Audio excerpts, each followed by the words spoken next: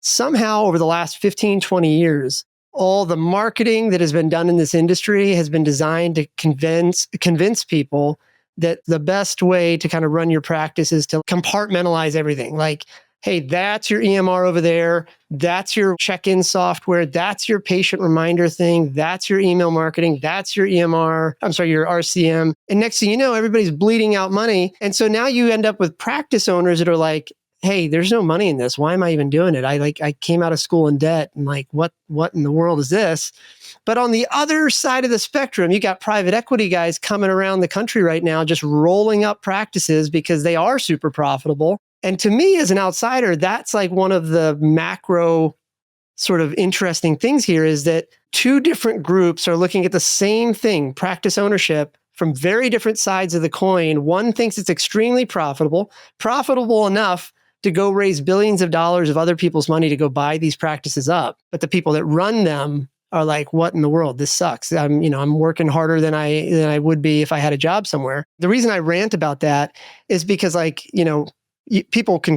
been called a lot of things, but for sure, one of the things I am is like very opinionated. And in this context, the way I think about it is that like, if we look at like how money flows in healthcare, the thing that people don't realize is, and I don't feel old, I'm only 44, but what people don't realize is that like when I started my first business in 1998, I had to go get a black credit card swipey thing to sell people a website, and most people don't remember that swipey thing, but I'm going to describe it for a second, and people, I think you'll understand this very quickly. You had to swipe the thing. It made a carbon copy of somebody's physical credit card, but then you couldn't like leave and do something with it. You actually had to like sell the customer now something, or in the case of PT, you had to like, I don't know, or selling anything. You had to like just stand there and do it with them.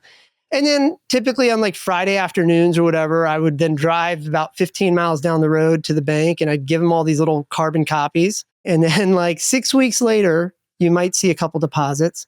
So now you got to go back through those carbon copies from 6 weeks ago. And you'll be like, okay, this payment was for that one. Wait, who is this one for? That was 1998. Now fast forward, basically by 2010, PayPal had made it easy to move money around. By 2015, Stripe and Square had made it really easy. And now in 2025, we don't even have to ever meet. If we wanted to go build a business together, we can set up a stripe.com account, take somebody's money today. It's in our bank account tomorrow. Like that's how crazy it is. And to me, medical, the money of healthcare, and I know we're talking about PT, OT, and all that stuff, but generally speaking, that RCM layer of, when I got involved in this business in 2022, my entire thesis was like, the RCM layer of healthcare in 2022 looked a lot like the technology payments layer in 1998. And it only took about 15 years, maybe even less. Like maybe it was more like 7 years before payments started moving a lot faster. And that's my bet here is that I think longer term payments will move faster. Now that I've rambled all that out, the question you asked was like, which part of it do you do? And, as you should ask. And the short answer is we do all of it. But we're very opinionated. If you're going to do it with us, you got to do it all with us. And that's because the way we think about it is like, this company, for example, I always tell people we have almost like 3 eras. Like for the Swifties that are watching, for the Swifties, we got 3 eras of Strata PT. The first era was like old school RCM. That's what we did at the beginning just to kind of figure out how this all worked. It was like, hey, whatever EMR you use, we'll just be your billing company. And that was like how we learned. That's how we started. Then the second era was like, okay, now we know how this works. Let's use technology to not only automate some stuff, but let's also build connections, API connections into the EMR. So now I'd come to you and be like, hey, you don't have to send me spreadsheets anymore. I'll pull it myself. And on the back end, I'd be like, hey, listen, anything repetitive, we're going to write code for. And then that led us to our third era, which is where we are now, is that as of about 3 years ago, we entered our third era. And the third era, I would say, is that we don't connect with anybody anymore. No integrations with anybody of any type, which I know is controversial to say. But the reason for that is that our whole business model is that we build and give away the entire practice management software. So everything from EMR to patient reminders to check-in kiosks, everything.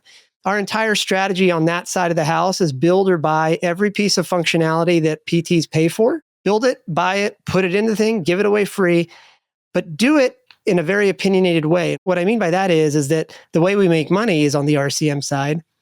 And by you using our software is built around everything being billing aware. So this is like hard to kind of articulate, and most people are probably glazing over, but I feel really strongly about this.